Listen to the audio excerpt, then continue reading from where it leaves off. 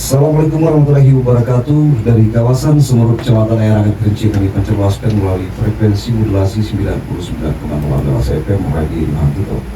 Selamat malam untuk mitra Analas dimanapun Anda berada, dan selamat malam juga untuk pemirsa. Ini aktifnya di mana nih? Di Bunda Analas ya? Ya. Ya, di Bunda Analas karena sudah monet ya. Ini untuk meningkatkan. Oke, selamat malam juga tentunya untuk 3 orang narasumber kita yang sudah hadir di studio Analas pada malam hari ini.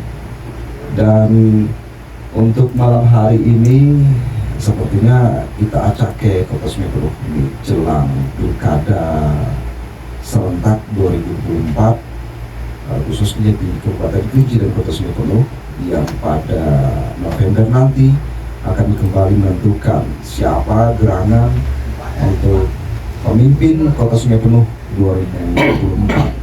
2024-2029.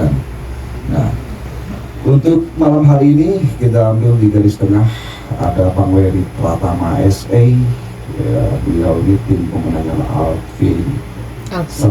Alvia Santoni sebagai calon wali Kota Sungai Penuh dan berpasangan dengan Rendra. Kita sapa dulu nih Bang Wery. Selamat malam Bang Wery. Selamat malam Bang Andi. Gimana kabarnya Bang Wery? Alhamdulillah baik. Putih ini warna putih atau bagaimana nih?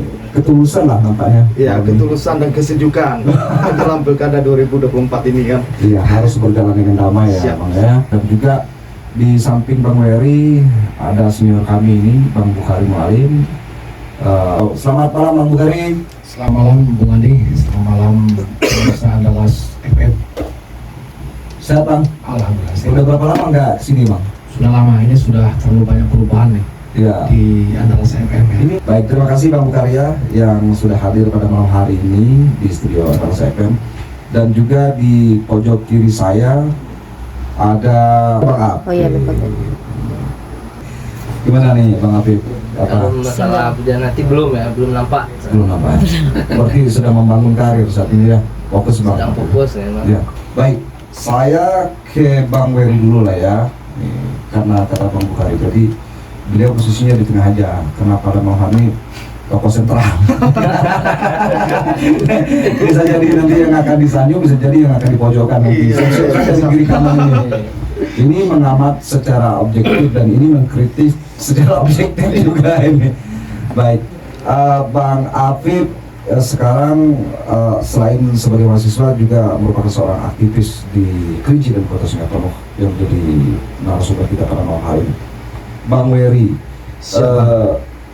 kita ingin, ini kan waktu terus berjalan, artinya info terakhir yang kami dapatkan KPU itu tentang penerimaan paslon yang berakhir pada 29 Agustus. Ya. Tentu kesiapan dari paslon ini, terkhususnya Antos Rendra itu sudah sejauh mana nih Bang Wery? Ya. Baik, terima kasih Bang sudah diundang ke acara Analas FM. Iya. Terima kasih banyak. Sebelah saya ada Bang Bukhari, senior yang juga pengamat politik baik di Kabupaten Kerinci maupun di Kota Sungai Penuh. Baik, kita selaku tim pemenangan Antos yang diutus untuk kesini, tentu kita merasa beberapa hal yang perlu kita sampaikan di sini serta perkembangan politik, Ya. lawan politik kita yang harus kita lihat maupun kita sendiri.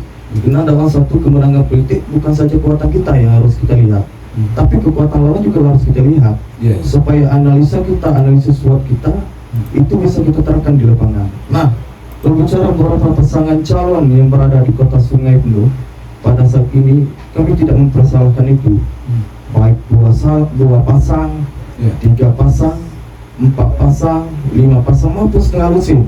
Ya. Kita tidak memasalahkan hal itu. Kenapa? Karena yang kita jual di masyarakat itu bukan gagasan yang kita jual di masyarakat, bukan kita berbicara Antos ini sumi primordialnya yang kita jualkan. Ya. Jadi marilah siapapun calon yang ingin berkontestasi di Kota Sungai Penuh, ayo kita jual gagasan, adu gagasan kita di sini.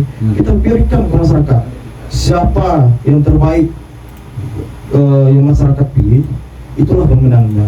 Jadi kami sendiri tidak mempermasalahkan berapapun pasangannya, tapi tentu ada basis-basis yang kita utamakan, tentu ada titik perang yang kita utamakan, itu adalah bentuk dari strateginya. Dan kita masih lihat untuk saat ini pasangan calon yang siap daftar di KPU itu cuma Antos. Tidak ada pasangan calon lain yang dapat rekomendasi partai genap untuk daftar di KPU. Kami sudah siap, malah kami bingung saat ini. Calon yang muncul banyak, tapi belum ada yang dapat rekom. Mudah-mudahan secara lobbynya cepat lah.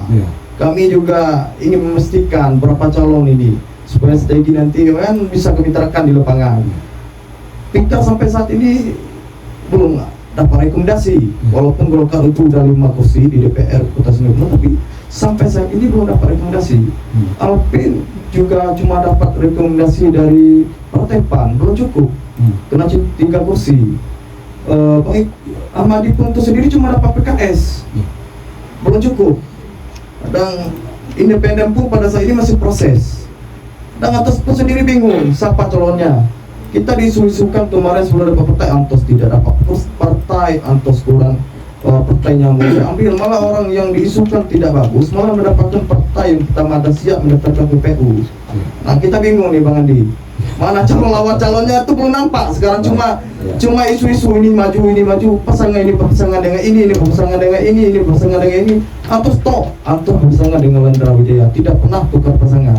Ya, inilah konsistensi politik kandidat kita Bang Andi. Ya, baik Bang Beri, saya ke Bang Bukhari dulu nih. Bang Bukhari, gerangan apa kira-kira yang membuat rekomendasi dari parpol yang semestinya sudah mengeluarkan rekomendasi tapi masih tertahan ini? Apa yang jadi pertimbangan kalau menurut analisa dari Bang Bukhari? Ya, Bung Andi. Jadi kalau kita amati pergerakan politik di Kota Sukabumi sampai hari ini, saya melihat bahwa partai-partai itu masih bersifat wait and see, ya, masih menunggu kira-kira figur yang lebih tepat untuk diusung figur yang mana. Ya. Karena walau bagaimanapun partai mengusung kandidat itu, dia sangat besar kepentingan di situ ya. Iya. Sangat besar kepentingan karena dia partai manapun pasti ingin menang, ingin menjadi pemenang dari Pilwalkot Sungai Buloh. Itu yang pertama. Kemudian yang kedua, kalau kita amati bahwa ya hari ini saya yakin ya bahwa komunikasi itu masih tetap masih terjadi dilakukan hari ini dan itu bergerak secara dinamis dan mungkin ini hanya menunggu momentum ya, menunggu momentum ya. Mungkin ya kalau kita bisa lihat mungkin ya dalam 10 hari ini mungkin clear semua ya.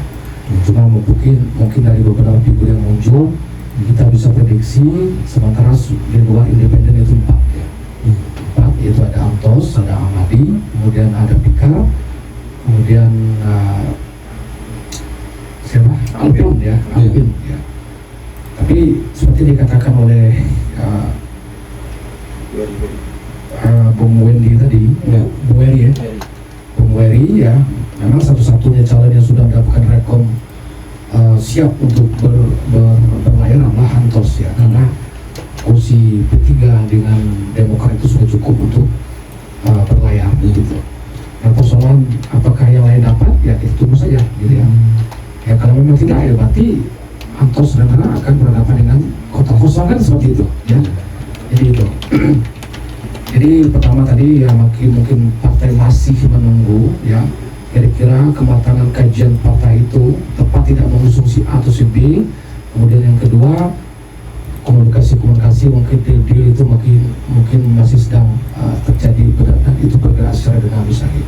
Baik, saya kembali ke Bang Weri ini sebelum ke Bang Abdul.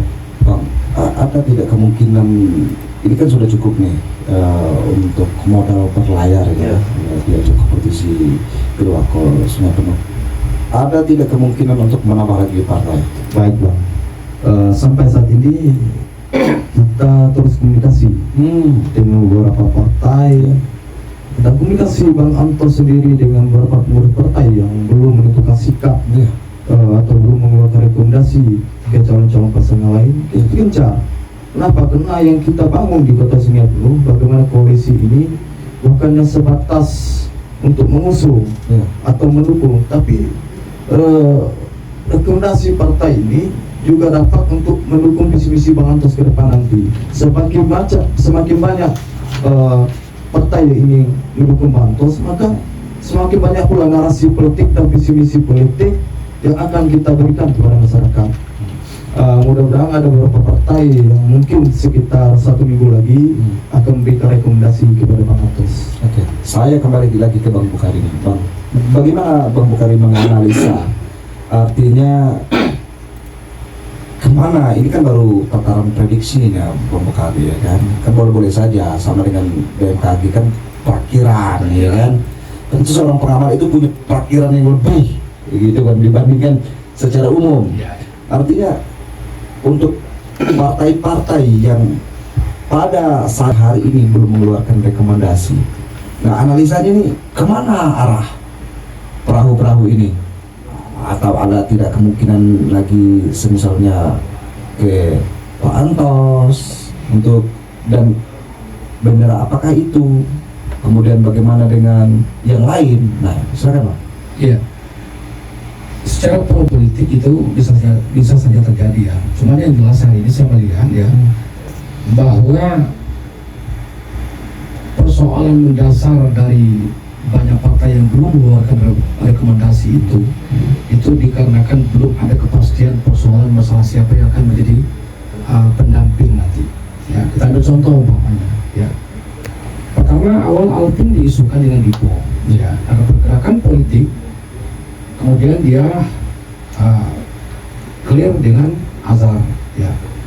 Kemudian Pikar dulu diisukan dengan Azhar, ya. Hari ini dia berpasangan dengan Asma di Rawang. Jadi sebenarnya ini persoalan masalah pemetaan ya. Kira-kira kalau wakilnya diambil di sini, ya kemungkinan terjadi seperti apa? Itu yang masih kajian. Yang hari ini saya perhatikan itu belum tuntas. Ya.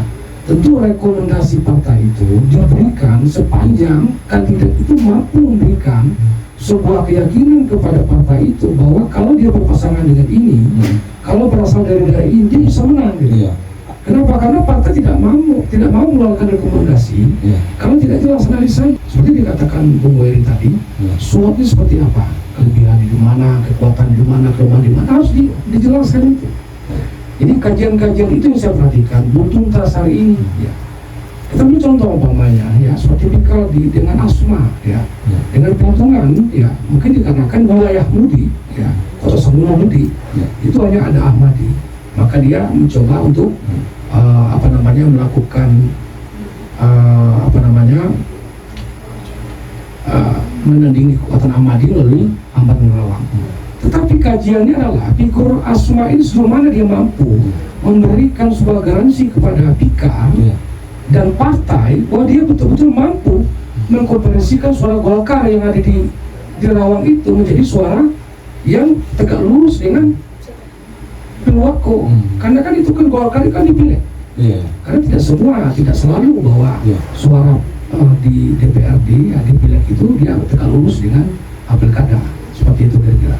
Oke, dan kemudian untuk proses kaderisasi itu sejauh mana sebuah komitmen dari partai itu sendiri untuk lebih mengedepankan kadernya? Dan ya kan kita melihat fenomena nih Bang, dia bukan kader tapi tiba-tiba apa yang jadi dasar-dasar pertimbangan, artinya sejauh mana komitmen dari parpol itu sendiri untuk mengedepankan kadernya? Iya, setiap partai pasti ingin kader terbaiknya bisa diusung. Tapi ada satu ketika tiba-tiba kader itu terlewatkan. Ini saya katakan yang dikatakan dengan probability politik, ya, artinya kemungkinan di dalam Lanjut Bang. Tes. Ini saya katakan kemungkinan dalam politik itu bisa saja terjadi. Ya. Keinginan untuk mengusung kader itu pasti diinginkan semua partai. Ya. Tetapi kalau dalam konteks analisa pemetaan politik Power off. tidak memungkinkan untuk itu, maka partai tidak mau ambil risiko. Ya, maka saya katakan tadi, hari ini kajiannya adalah sejauh mana figur yang akan diusung partai itu mampu memenangkan perilaku. Kalau memang kadernya dianggap memang tidak punya kapasitas untuk itu, tidak mampu mendominasi nanti dalam pemilihan nanti, kemungkinan partai akan mengusung yang di luar partai. Jadi tidak ada jaminan bahwa partai itu mau mengusung kader murni, walaupun itu keinginan yang besar gitu. Ya, tapi dalam politik semuanya bisa terjadi gitu. Baik Bang Bukhari, dan untuk pemirsa kita rehat sejenak setelah jeda pariwara berikut ini. Baik, 99,8 FM radionya Hakito balik lagi bersama saya Andi Adalas di ajang dialog politik pada malam hari ini, masih bersama tiga orang narasumber kita di studio Adalas. Ini sebelum saya lemparkan ke mahasiswa ataupun aktivis pada malam hari ini, balik lagi di Bang Heri. Ya, siapa? Saya ingin menanyakan tentang visi misi Antos Lendra ini ingin membawa kota Sungai penuh seperti apa nih Bang? Betul, makasih Bang Adi. Mungkin kita lihat media sosial maupun di beliau Antos, atau kita lihat begitu trennya kata keren. Iya, apa itu? Keren. Biasa Tommy keren. Ya. Nah, kalau bicara masalah visi misi, tentu barang ini ya kita lihat, kita dengarkan bukan di koalisi partai saja. Bagaimana kita menyimpulkan visi misi ini, harus kita dengarkan suara rakyat. Iya. Suara masyarakat harus bawah. Tentu yang sesuai juga dengan keadaan kota Sungai Penuh ini, ya kan? Iya. Nah, kita lihat kota Sungai Penuh harus kita akui Ya. sumber daya alamnya itu tinggi. Tentu kota Sungai Penuh salah satu kelebihannya itu sumber daya manusia. Ya. Karena letak pendidikan, sekolah tinggi maupun institut ini itu berada di wilayah kota Sungai Penuh. Sungai Penuh kalau kita lihat IPM-nya untuk provinsi Jambi itu di bawah kota Jambi. Kalau kita lihat IPM-nya. Nah, ini salah satu yang kita andalkan nanti. Nah, kenapa Antos mengambil kota Sungai Penuh keren? Ya. Karena itu karena itu kita ingin masyarakat kota Sungai Penuh itu yang kreatif. Bagaimana kita tidak memiliki sumber daya alam, manusianya ini yang kita dorong kreatif untuk membangun kota Sungai Penuh ke depannya. Yang E-nya itu ya entrepreneurship. Bagaimana ke masyarakat kota Sungai Penuh sudah memiliki jiwa kreativitasnya bagus, dan kita dorong untuk melakukan masalah entrepreneurship, bagaimana wirausahanya, ekonomi kreatifnya. Sebelum ini UMKM kita lihat di kota Sungai Penuh itu kurang didorong oleh pemerintah. Nah, Bang Antos mau kita bicarakan, beliau tuh di situ. Ya. Bagaimana beliau ini ingin mengembangkan masalah UMKM, supaya UMKM ini setidak-tidaknya mendapat bantuan modal atau akses masalah pasarnya itu lebih mudah. Yang R-nya itu religius, masyarakatnya kreatif, entrepreneurship, tapi harus ditopang dengan agama. Kita tidak ingin masyarakat Sungai Penuh menjadi kota yang penuh dengan maksiat atau apa. Kota ini harus berdiri, walaupun kota kecil harus berdiri sebagai kota yang kreatif, ekonomis, tapi juga harus punya agama. Harus kita dorong masyarakat kota Sungai Penuh ini menjadi salah satu bentuk condong. Kenapa? Karena di kota Sungai Penuh wisata agama itu sangat banyak, Bang Andi. Ada Masjid Agung di sana, ada Masjid Awang. Nah, ini yang kita dorongkan. Yang satunya lagi, masyarakat harus punya nilai ekonomi, harus memiliki ekonomi yang bagus, sehingga apa yang kita laksanakan, apa sehari-hari masyarakat itu bisa terjamin. Yang itu nyaman.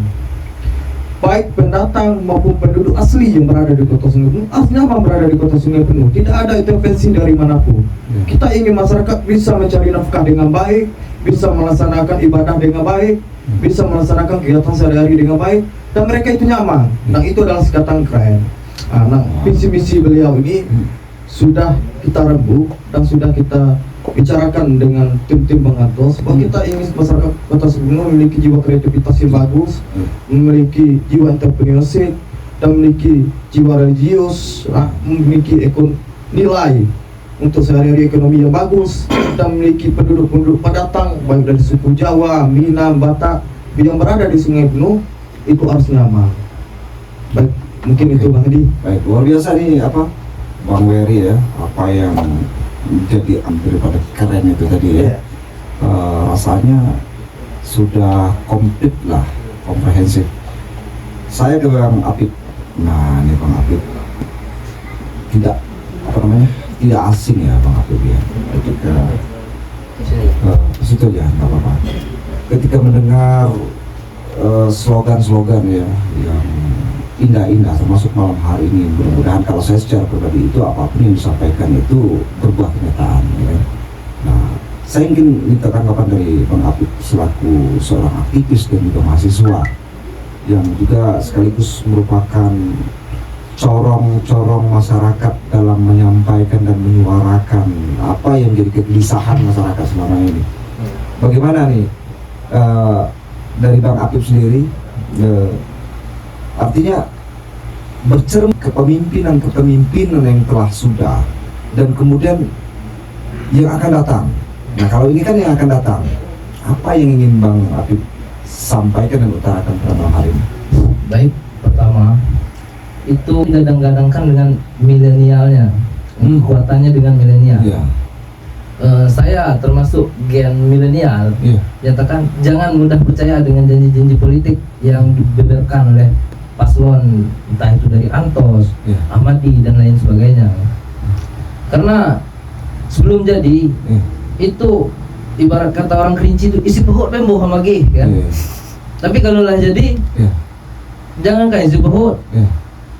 Selok be hendak bagi pejawang kan. Iya. Jadi menurut saya sebagai mahasiswa ini mengatakan bahwa jangan selaku Gen Z, milenial itu jangan mudah percaya dengan janji-janji politik. Mari kita cerna baik-baik apa yang bagus untuk pemilih sesuai dengan kriteria kita. Pemimpin apa? Seperti contohnya di kepemimpinan Ahmadi sebelumnya, itu kan membludak banjir yang ada di kota Sungai Penuh, termasuk Kerinci. Jadi untuk kedepannya siapapun yang jadi, entah itu Pak Antos, Ahmadi, Alvin dan lain sebagainya, itu calon-calon yang lain, itu boleh berkolaborasi, coba berkolaborasi dengan pemerintahan Kerinci, karena secara letak geografisnya itu saling keterkaitan antara Kerinci dan Sungai Penuh. Karena entah apapun yang berada di hulu itu mohon diperiksa kan. Banyaknya seperti di Sulak itu banyak orang-orang yang kehilangan tanah karena banjir, tadi aspek-aspek banjir. Siapapun yang jadi di pimpinan pemerintahan kota Sungai Penuh nantinya, itu cobalah berkolaborasi tentang penanganan banjir yang ada di Kerinci ini, karena itu sangat meresahkan. Karena apa? Kerinci mayoritasnya petani kan. Jadi kalau di daerah Rawang, daerah Tanah Kampung itu banyak padi-padi masyarakat itu terendam. Jadi itulah saya berharap sebagai mahasiswa itu mengatakan bahwa harus berkolaborasi dengan pemerintahan Kabupaten Kerinci supaya untuk membangun kota Sungai Penuh dan Kerinci lebih maju. Untuk kedepan dia saling bersinggungan, Bang Apip. Saling keterkaitan. Dan kemudian seperti apa yang Bang Apip maksudkan, artinya harus pandai-pandai mencerna, ini seperti apa? Cara mencerna apa yang disampaikan melalui visi misi seorang paslon gitu tadi. Ya, kalau kita tidak percaya semuanya, nanti kita sudah juga menentukan siapa sebenarnya. Nah, ya kita harus bisa mencerna kan. Kadang adalah satu paslon ini kadang berjanji dengan hal yang tidak logis lah. Gitu ya maksudnya. Jadi jangan mudah termakan omongan. Contohnya mungkin Bang Apip. Ya seperti kita kembali ke beberapa tahun ke belakang kan. Jika menang paslon ini, kita satu desa ini berangkat umroh semuanya kan. Begitu. Jadi kan itu adalah ada? suatu hal yang tidak logis. Emang ada? Ada. Ada. Tidak perlu saya sebutkan. Bongkar aja. Jangan. Iya, ada ya? Ada. Iya, kata Bang Bukhari di balik layar tadi juga ada yang nanti kalau kita menang nanti kita naikkan harga krim manis, kan nggak nyambung, katanya kan? Kurang nyambung kan. Ya, tapi kalau masyarakat kalangan menengah ke bawah itu kan mudah dia menelan mentah-mentah tadi ya. Artinya kan itu maksud Bang Apip ya, jangan ditelan mentah-mentah. Jangan ditelan. Harus dicerna, dikunyah-kunyah ya, dikunyah-kunyah gitu ya. Oke, dan kemudian ini kalau menurut Bang Apip, apa hal-hal yang secara tidak langsung itu menjadi skala prioritas untuk pemimpin di Kota Sungai Penuh ke depan yang harus dituntaskan ini? Persoalan apa nih Bang Apip? Yang pertama tentunya banjir ya. Karena beberapa tahun belakang ini Nggak tuntas-tuntas kalau nggak menurut Bang Apip? tuntas-tuntas. Masa sih? Jadi sang wali kota itu kan, Ya. kita dengan berdoa mungkin tidak etis lah dengan cara berdoa, tapi kita sebagai milenial itu harus mencerna bagaimana kata doa itu. Ya, doa itu harus dilandasi dengan ikhtiar juga. Ada gimana kita mau melangsungkan anggaran daerah, Ya. sedangkan air dengan rumah masyarakat itu sama tinggi. Ya. Jadi ketika air itu naik, mau tidak mau ya masuk ke rumah masyarakat kan. Ya mau tidak mau kata Ahmadi itu berdoa kan. Ya. Jadi itu menjadi slogan anak-anak milenial menyatakan bahwa Ahmadi itu dengan pengatasan banjir ini dengan berdoa. Ya. Jadi supaya Pak Antos itu juga dengan tidak cara berdoa juga ketika beliau itu jadi Ya. janganlah memakai konsep dengan cara berdoa. Ya. Mari realisasikan itu normalisasi entah apa dan lain sebagainya. Selain banjir, apalagi nih kira-kira Bang Apip? Di Sungai Penuh kita melihat UMKM-nya itu banyak di pariwisata kan. Wisatanya apalagi terutama di lapangan Merdeka, gedung nasionalnya. Ya. Kan sudah banyak itu UMKM untuk masyarakat untuk berjualan di sana kan. Ya. Jadi ya banyak kekhawatiran sebelah pos polisi, Ya. sebelah juga. Jadi untuk mengamankan itu penjualan UMKM masyarakat itu supaya maju. Ya. Baiklah untuk mengamankan atau gimana dan lain sebagainya, itu dari pemerintah itu meletakkan bagaimana tempat-tempat mereka supaya sistematis Ya. yang berjualan di sana. Jadi jangan amburadul. Ya. Harus ditata ya. Ditata. Baik, saya kembali ke Bang Wery. Bang Wery, menyambung tadi apa yang disampaikan oleh Bang Apip terkait beberapa hal-hal yang secara tidak langsung ini boleh kita katakan ini sudah menjadi momok ya, Bang. Soal banjir, dan kemudian lagi ya banjir dulu lah. Ada tidak tertuang di dalam rencana-rencana bagaimana konsep kepemimpinan Antos Lembra ke depan dalam menangis setiap persoalan yang ada di Kota Sungai Penuh yang memang secara tidak langsung itu ya seakan-akan sudah tidak berpihak lagi pada rakyat di Kota Sungai Penuh. Oh iya. Baik sih Bang Andi. Baik, kalau kita bicara masalah banjir, ini tentunya hal yang sangat merugikan masyarakat, baik dari segi ekonomi maupun dari segi sumber daya alam yang ada di Kota Sungai Penuh. Ini tentu merugikan masyarakat. Dan ini adalah salah satu fokus Bang Antos. Bagaimana mengatasi banjir Kota Sungai Penuh setidaknya mengurangi titik banjir, baik yang berada di amparan rawan maupun berada di tanah kampung maupun berada di pusat Kota Sungai Penuh sendiri. Nah, kalau bicara bagaimana Bang Antos ingin mengatasi banjir berada di Kota Sungai Penuh, tentu Kota Sungai Penuh ini adalah daerah penyangga antara Kabupaten Kerinci.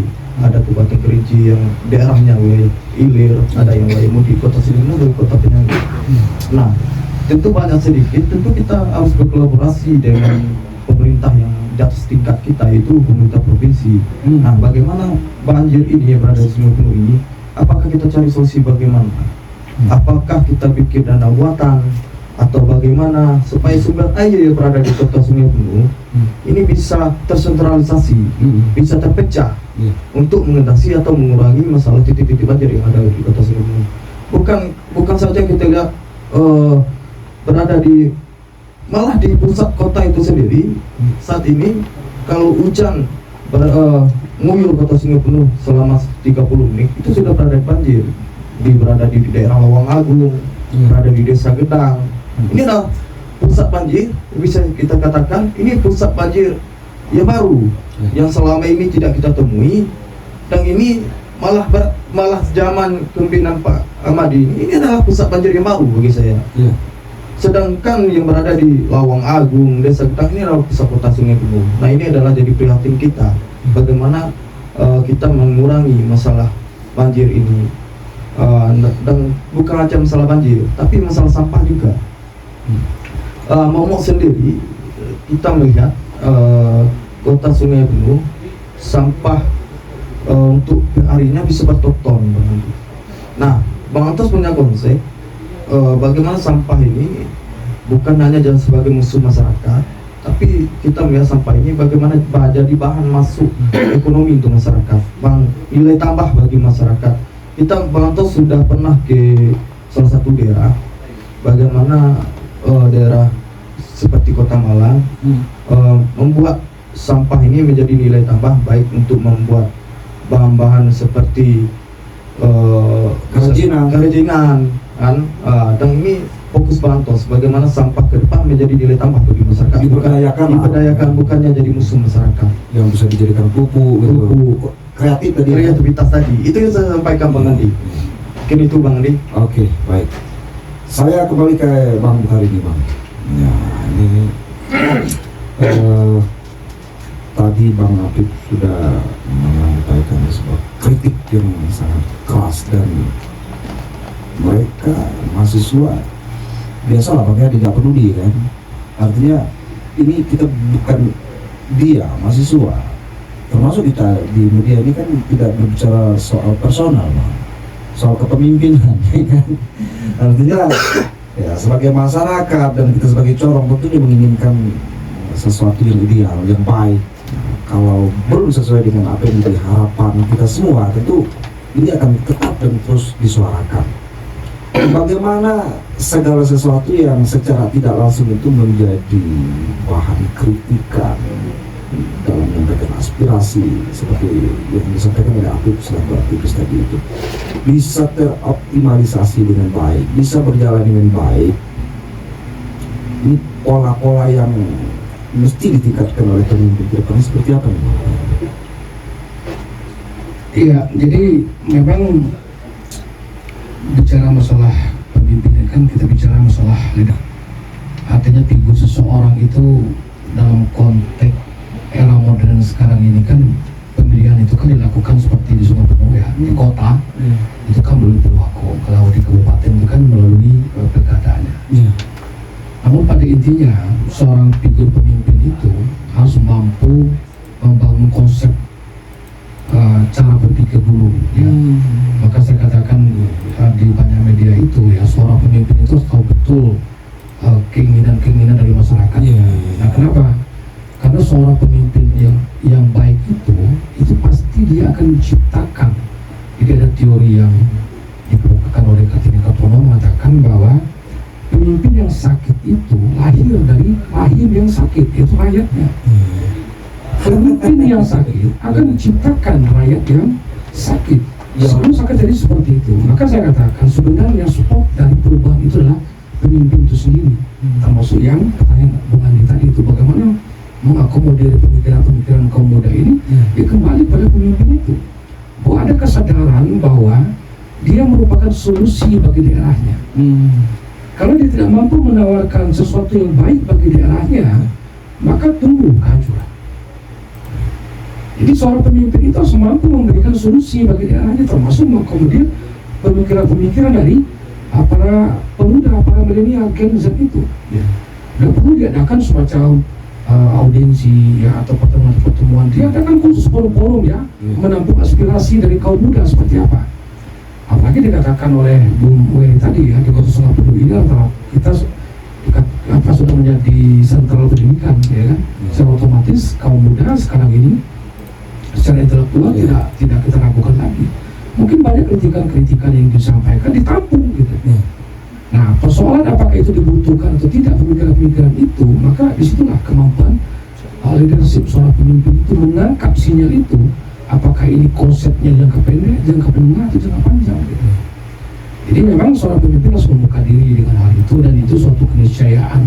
Seorang pemimpin tidak membuka diri, ya sudah banyak contoh ya, seorang pemimpin tidak mau membuka diri, ya dia berpikir kebenaran itu dalam konteks nafsunya, syahwat politiknya, bukan dalam konteks kebenaran hakiki yang diinginkan, yang dibutuhkan oleh masyarakat. Ya banyak bukti-bukti yang bisa kita lihat ya di Indonesia ini. pemimpin yang sakit itu lahir dari rahim rakyat yang sakit. Iya, itu teori mengatakan. Iya, Ya, itu bukan saya, bukan Bukhari Mu'allim mengatakan. Jadi makanya rakyat itu jangan sampai sakit bang ya. Artinya bisa berpikir secara jernih, secara jeli tadi ya, untuk menentukan siapa sosok pemimpin Kota Sungai Penuh ke depan gitu. Iya, masyarakat harus apa namanya cerdas ya melihat apa yang disampaikan oleh tadi salah satu apa namanya rekan kita mengatakan visi misi itu diteliti dulu apakah visi misi itu rasional atau tidak. Jadi bang, kalau semisalnya rakyatnya sudah sakit, pemimpinnya sudah sakit, itu gimana nih bang? Sudah sakit semua nih. Iya itulah, maka berangkatnya dari kita. Nah, bagaimana cara penyembuhannya nih bang? Metodenya? Berangkatnya dari pemimpin itu sendiri gitu. Wah, berarti nunggu pemimpin itu sembuh, baru rakyat kita akan ada sembuh. kesadaran ya. Jadi sebenarnya bisa. Ya. Maka saya katakan tadi masyarakat itu harus mendorong lahirnya pemimpin yang sehat. Jadi ketika lahir pemimpin yang sehat, maka dia otomatis akan menciptakan masyarakat yang sehat lagi. Gitu. Maka siklus itu kalau sudah terjadi, maka kita akan siap seperti Kota 10 dia akan landing menuju masyarakat yang modern. Gitu. Baik, dan saya berdoa sekaligus juga berharap semoga dalam hal yang disampaikan oleh Bang Bukhari tadi, masyarakat ini kan secara tidak langsung seluruh unsur, termasuk mahasiswa di sana. Ya, artinya apa yang saya doakan dan saya harapkan tadi, semoga mahasiswa itu sehat, tidak terkontaminasi oleh sakitnya seorang pemimpin gitu, atau sakitnya yang memang cikal bakalnya dari masyarakat itu sendiri tadi, kan gitu. Kemudian Bang Apip, bisa tidak Bang Apip memastikan bahwasanya kondisi ataupun keadaan mahasiswa di Kota Sungai Penuh ini ya, karena ini kan wilayah administratif, itu pada saat ini itu walafiat nih Bang Apip. Jangan bicaranya saja di depan publik ya kan, sementara di belakang nanti bermain mata atau seperti apa. Ini kan sudah ada indikasi kan. Indikasi itu kan sama dengan sebuah perakiraan, belum tentu. Nah, saya ingin memastikan itu Bang. Gimana Bang? Berangkat dari yang dikatakan Bang Andi tadi, yang pernah dikatakan Sohogi itu kan jelas. Mahasiswa itu hanya mempunyai keberanian dan keidealisme. Jadi ketika kita tidak mempunyai komitmen yang jelas dan kita sakit, ambil sana ambil sini dengan money politik gitu kan. Jadi ketika kita mengambil money politik, setelah orang itu jadi, ya sudah, kita mau mengadu kemanapun, Anda sudah saya bayar. Jadi tidak bisa mengadu dengan secara prosedural lah. Bukan lagi agen perubahan ya. Nah, bukan lagi agen perubahan kalau mahasiswa seperti itu kan. Tapi bisa dikatakan mahasiswa hari ini masih idealis. Oke. Bang, tadi saya rasa masih sangat sederhana apa yang Bang Apip sampaikan. Artinya saya mencoba menanyakan untuk hal-hal yang menjadi sebuah fenomena masalah di Kota Sungai Penuh. Bang Apip menyebutkan banjir, kemudian tentang ekonomi kreatif. Apakah hanya itu? Tidak ada yang lain nih, yang mesti dikoreksi dan diperbuat oleh pemimpin Kota Sungai Penuh ke depan ini, Bang? Paparkan saja, menguntahkan saja berapa apa? Ya, itu kan hanya menjadi skala prioritas. Ya. Masalah banjir tadi, banyak masyarakat yang tidak berkegiatan yang sebagaimana mestinya kan. Seminggu belakang kan untung kemarau kan, Iya. banjir. Ini datang lagi musim hujan. Iya. Jadi ketika banjir itu terus melanda, jadi gimana mau masyarakatnya yang Oke sehat? Bang, kita anggaplah masalah banjir itu udah clear, ya, udah clear. Kemudian tentang ekonomi juga sudah clear. Masalah yang lain yang perlu kiranya untuk ditingkatkan oleh pemimpin Yang perlu dievaluasi, yang pertama itu masalah parkir, Bang. Gimana tuh? Itu terlalu banyak masalah parkir itu, terlalu banyak rakyat yang takut. Iya. Entah di pariwisata. Ini saya menghimbau kepada Kadis Pariwisata Kota Sungai Penuh ya, untuk menangani pariwisata karena saya melihat di Kerinci kita tuh banyak sekali aduan tentang di Bukit Kayangan, banyak preman-premanisme yang minta uang parkir ini segala macam itu yang tidak sesuai dengan undang-undang. begitu juga dengan parkir. Nah, undang-undangnya sesuai dengan apa yang diketahui oleh mahasiswa seperti apa? Undang-undang misalnya ke objek wisata, parkir, masuk ke objek wisata itu seperti apa? Sesuai dengan Perda. Nah, sesuai dengan Perda. Perdanya berapa? 2.000 parkir. Masuk objek 2.000 wisata parkir, masuk maksimalnya 5.000. 5.000, berarti 7.000. Nah, tapi Kenyataannya. di Bukit Kayangan kenyataannya fakta iya. di lapangannya itu masuknya 5.000, Iya. masuknya 10.000 Parkirnya. dan parkirnya juga 10.000. Oh, berarti 20. Ya. Ya. Jadi banyak nombok lah kita untuk Pusing, healing ya. ke sana kan. Bangkrut rakyat jadinya. Gimana rakyat tidak sakit ketika pemimpin itu membiarkan jajarannya itu, orang-orang yang berada di jajarannya yang punya wewenang itu membiarkan apa yang terjadi di lapangan ini. Secara tidak langsung tadi kontra dengan apa yang dikatakan Bang Wery tentang Sungai Penuh Keren ya, artinya ada religiusnya di sana. Kalau religius kan tidak seperti itu kan, itu kan premanisme. Nah, harapannya ke depan dengan adanya visi misi ataupun slogan dari Keren ini, dan Bang Apip maunya pungli-pungli itu sudah tidak ada lagi Bang Wery gitu. Selain itu Bang Apip, selain dari bagaimana menertibkan tentang pungli premanisme, apalagi nih Bang Apip? Apa cukup? Banyak yang di kota Sungai Penuh itu kan banyak tempat prostitusi, hiburan-hiburan yang lain sebagainya. Itu mohon ditertibkan. Ini benar nih Bang. Kok Setoran Bang lancar. Apip tahu soal itu? Betul Bang, karena saya lihat di TikTok itu kan banyak polisi-polisi patroli di dalamnya itu. Itu yang harus ditertibkan. Siapapun pemimpin yang akan datang ini. Karena Iya. walaupun Pak Antos itu masyarakat pemirsa Andalas FM 99 Iya. yang dikatakan visi misi Pak Antos tadi mohon dicatat baik-baik. Iya. Ketika Pak Antos itu jadi mohon Iya. ditagih. Iya. Nah itu yang perlu Kalau tidak bisa memenuhi janjinya maka diturunkan, Iya. dilengsarkan gitu. dilengsarkan karena tidak sesuai fakta-fakta yang ada sebelum mereka jadi kan. Tugas Janji-janji mahasiswa. politik itu Iya. itu yang saya katakan kepada mahasiswa tadi, Iya. harus mencerna apa itu janji-janji politik yang diberikan oleh paslon tadi. Iya. Jangan kita menelan bulat-bulat. Nah, ketika tidak terakomodir apa yang kita inginkan, maka turunkan. Itu sudah jelas apa yang dikatakan tentang penanganan banjir tadi. Mohon dicatat untuk pemirsa Sungai Penuh, Iya. pemirsa Andalas. Iya. Itu mohon dicatat ketika Pak Antos itu jadi, Iya. itu mohon ditagih. Iya. Ketika banjir, apalagi banjirnya tambah parah, Iya. itu boleh dilengsarkan.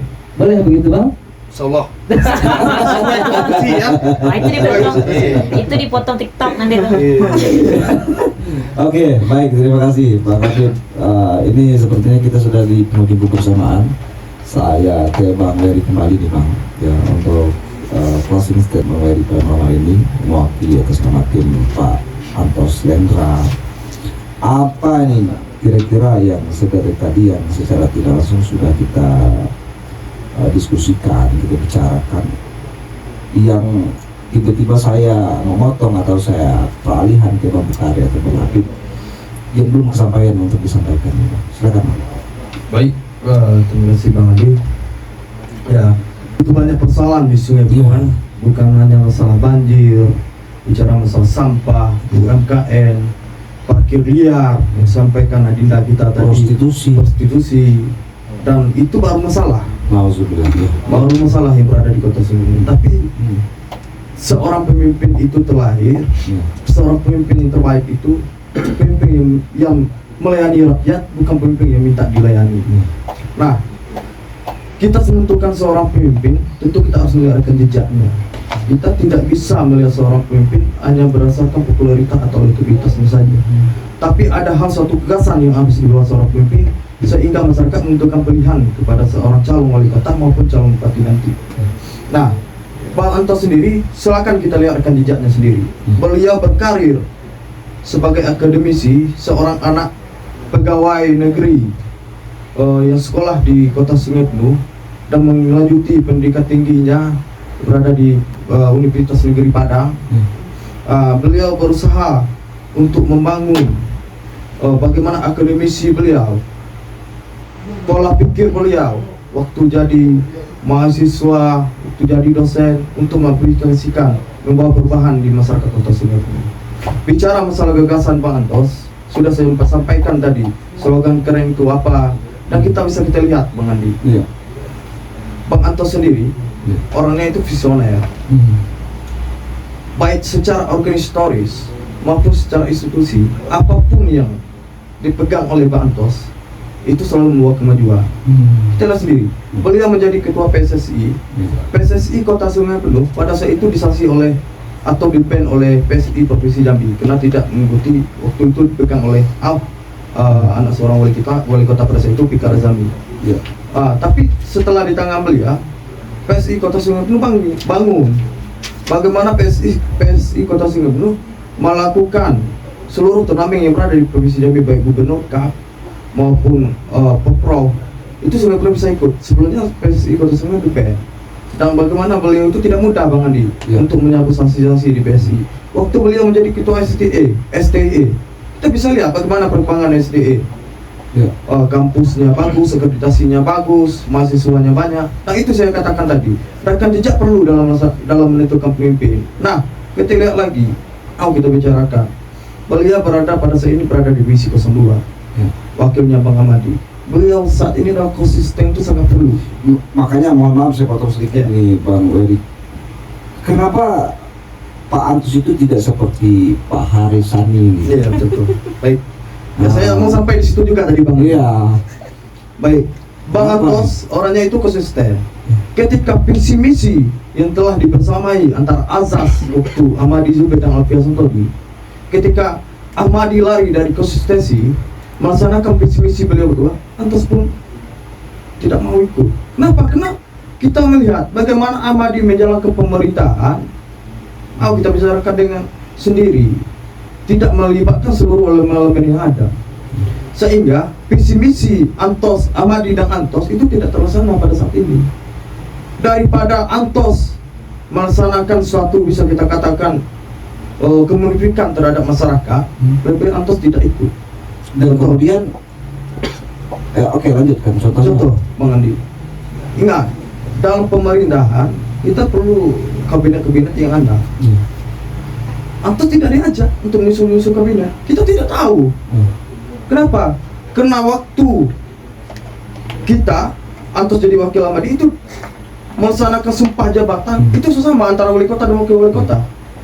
Ketika melaksanakan pemerintahan, Ahmadi sangat banyak meninggalkan Antos. Atau jangan-jangan tidak dibangunnya sebuah komitmen. Ya kita kalau bicara masalah komitmen hitam atau putih, itu pastilah ya Bang ya. Ya mau kita bicarakan. Seorang yang baik kan seorang pemimpin yang konsistensi dan komitmennya.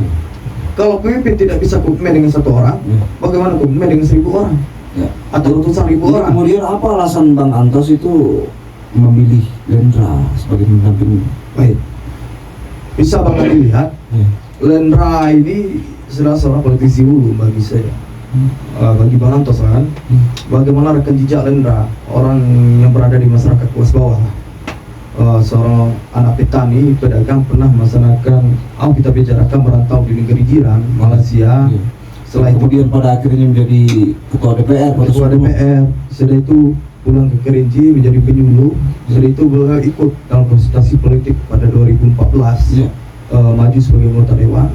Dan 2022 beliau naik menjadi ketua DPR. Bagi kita orang dewasa itu adalah karir politik yang sangat bagus. Tidak semua orang bisa melaksanakan karir politik sama Lendra Wijaya. Nah, bicara masalah kepemimpinan Lendra Wijaya itu bisa kita lihat. Beliau adalah salah satu anggota DPR yang saat ini belum pernah kita mendengar isu-isu miring. Dan komitmen beliau terhadap masyarakat dan kesuntulan beliau itu sudah teruji. Nah, itu menurut saya salah satu pertimbangan Bang Antos untuk memilih Lendra Wijaya. Baik, sebenarnya banyak yang disampaikan oleh Bang Wery. Hanya saya kita dibatasi waktu dan saya udah diskon ini waktunya ya. Saya belum kayak Bang Bukhari Bang untuk sebagai closing statement Bang Bukhari pada malam hari ini, silakan Bang. Iya. Jadi permasalahan Kota Sungai Penuh ya kalau saya perhatikan cukup sampai hari ini ya cukup memprihatinkan. Cukup rumit Bang.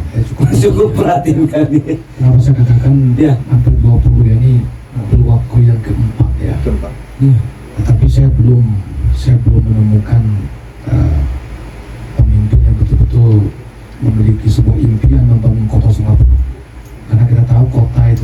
dia lebih orientasi ke masyarakatan dan ekonomi, itu kan lebih kepada perdagangan dan industri. Tapi sampai hari ini masih berkutat persoalan ya hampir sama dengan apa yang dilakukan oleh Kabupaten Kerinci gitu ya. Konsepnya tidak mencerminkan bahwa pembangunan yang dilakukan itu adalah pembangunan kota Sukabumi. Jadi saya berharap bahwa pemimpin yang lahir nanti ini betul-betul pemimpin yang punya impian untuk membangun kota Sukabumi ini menjadi sebuah kota yang sungguh-sungguh betul-betul kota. Sampai hari ini kita masuk ke Sukabumi, saya rasa nggak ada beda ya antara kota dan kabupaten, itu sama saja gitu kan.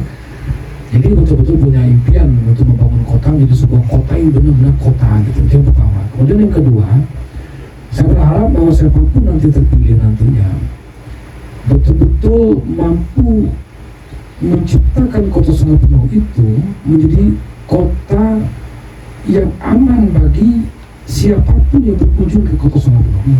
Nanti nyaman, tentram dan segala macam. Maka sebenarnya persoalan masalah visi saya, kalau masalah banjir tadi ya, kemudian masalah tata kelola pasar dan segala macam, itu mungkin kalau saya menganggap itu bukan visi ya, bukan visi ya, tapi misi ya. Itu mungkin bisa dalam uraian-uraian berikutnya. Tetapi konsep membangun kota Sukabumi itu penting. Itu yang saya rasa. Bagaimana dia betul-betul menjadi kota tadi? Iya, menjadi kota Sukabumi. Ada kesannya gitu. Wah, ini baru kota. Iya betul-betul. Kita nggak perlu di Jakarta. Niat etika gitu. Ya ini dikatakan kota seperti apa? Bedakan dengan kabupaten gitu. Jadi siapapun terpilih. Jadi jangan sama saja. Kota, kabupaten sama saja. Nah itu yang mungkin ya secara umum bisa sampai terbatas tadi Bung Andi. Saya pernah tadi yang Bung Andi menanyakan persoalan masalah secara pemerintahan peta politik, tapi mungkin nanti kita akan bicara berikutnya ya. Secara umum seperti itu Bung Andi. Ya. Khusus untuk Bang Antos ya, karena tim dia hadir di sini juga saya harapkan mudah-mudahan beliau dilindungi oleh Allah Subhanahu Wa Taala, dan kita harapkan melalui tim beliau ya, andai beliau diberikan amanah menjadi seorang wali kota ya, betul-betul mampu mencerminkan bahwa adalah solusi bagi rakyat. Yang terakhir nih Bang Bukhari, kan tentu Bang Bukhari ini selain Bang Bukhari merupakan, kita katakan maaf saya pakai ataupun pinjam istilah pribumi namanya. Kenapa saya harus meminjam istilah yang seperti itu? Karena untuk membaca karakteristik masyarakat Kerinci, bagaimana yang secara tidak langsung itu sebuah ajakan dari Bang Bukhari agar masyarakat itu betul-betul bisa menjalani proses demokrasi itu secara santun, etika, beradab, damai. Nah, ini mesti kata-kata ajakan ini harus tersampaikan dari kalam seorang pengamat senior. Nah, iya. Jadi sebenarnya kalau kita bicara masalah perubahan, jangan Bang kita jadi catatan yang tidak baik di mata nasional Bang. Ya kan itu maksudnya. Iya, itu yang saya katakan tadi ya. Intinya betul-betul saya mengimbau pada seluruh masyarakat Kota Sukabumi ya, bahkan masyarakat Kabupaten Kerinci juga. Marilah kita memilih sesuai dengan hati nurani. Tetapi walaupun sesuai dengan hati nurani, tapi jangan didasari dengan hal-hal yang bersifat pribadianisme, ya, ikatan darah, persaudaraan, persahabatan. Tapi pandanglah sebuah impian yang kita inginkan sebagai masyarakat, maka lihatlah, berpedomanlah kepada apa yang disampaikan oleh calon pemimpin itu. Ya, apakah yang disampaikan itu betul-betul dibutuhkan dan diinginkan sesuai dengan kebutuhan daerah kita, maka harus kita berpedoman ke situ. Jadi berangkat dari etika dan niat dari masyarakat itu untuk berubah. Maka hal-hal yang bersifat umpamanya mulai politik selama hindarilah. Ya kan gara-gara satu hari ya kan 5 tahun, nanti periode 5 tahun lagi, jadi kapan kita berubah? Jadi mau tidak mau kita harus berhenti. Ya kita mau harus stop itu mulai politik. Kita harus sadar bahwa itu tidak bagus, itu adalah penyakit ya bagi masyarakat, dan itu akan menghancurkan generasi kita. Kenapa? Karena kita akan melahirkan selalu akan melahirkan pemimpin-pemimpin yang tidak amanah nantinya. Karena kita tahu bahwa kos politik itu besar. Jadi kalau kita mengakomodir hal seperti itu, maka siklus itu tidak akan pernah putus. lebih-lebih dalam bagaimana untuk menjaga agar silaturahmi itu dapat terjalin dengan baik nih Bang. Itu seperti apa nih Bang Bukhari? Ini kan riskan nih Bang, konteks politik silaturahmi putus gitu kan. Nah, ini seperti apa? Iya, ini mungkin juga ada mahasiswa juga di sini ya. Mungkin salah satunya adalah tugas juga dari mahasiswa yang sebagai agen perubahan, tapi saya tambahkan juga sebagai agen pembangunan ya, agen of development ya. Artinya harus mampu memberikan pencerahan kepada masyarakat bahwa berbeda sikap, berbeda pandangan dalam politik itu biasa, ya, itu biasa dan itu bukan menjadi tolak ukur dalam hal untuk kita memutus silaturahmi gitu.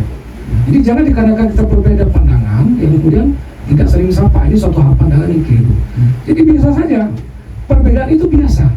Ya, hubungan silaturahmi jalan gitu. Saya sering itu dengan rekan-rekan dengan Norval, sering berdebat itu ya, dengan Nani Effendi sering berdebat ya, bahkan ya kadang-kadang menyinggung juga ya kan, tetapi silaturahmi tidak pernah putus sampai hari ini.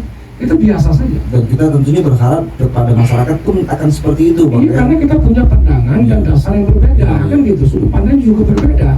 Belum lagi kita bicara masalah latar belakang kita. Saya sebagai akademisi, dia sebagai aktivis, dia sebagai mahasiswa, itu sudut pandangnya berbeda. Ya, tidak semua kita mampu melihat persoalan secara komprehensif. Ya.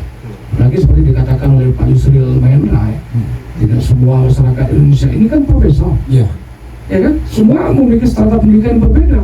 Nah, itu akan menentukan bagaimana pola pikirnya. Nah, kalau itu kita perdebatkan, selalu gesekan-gesekan dan letupan konflik di tengah-tengah masyarakat selalu terjadi. Maka berangkat dari kesadaran, bangunlah sebuah impian, putus mata rantai bahwa segala sesuatu yang merusak tatanan politik dan demokrasi itu harus kita hentikan dari sekarang.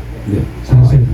Baik, terima kasih Bang Bukhari, Bang Dari, dan juga Bang Apip ya, atasnya dan juga segala penjabaran yang sudah disampaikan ke pemirsa kita pada malam hari ini. Dan terima kasih juga untuk support dari sponsor kita, ada Tanah Kincai yang nantinya nanti akan kita nikmati bersama-sama di lobi studio Andalas, dan juga ada madu akasia, ini sunnah Rasulullah juga tentunya. Madu ini obat dari segala macam penyakit ya, kecuali kematian nggak bisa dengan madu. Baik, saya Andi Andalas, terima kasih juga untuk tim kami, ada BST, pamit undur diri. Assalamualaikum warahmatullahi wabarakatuh.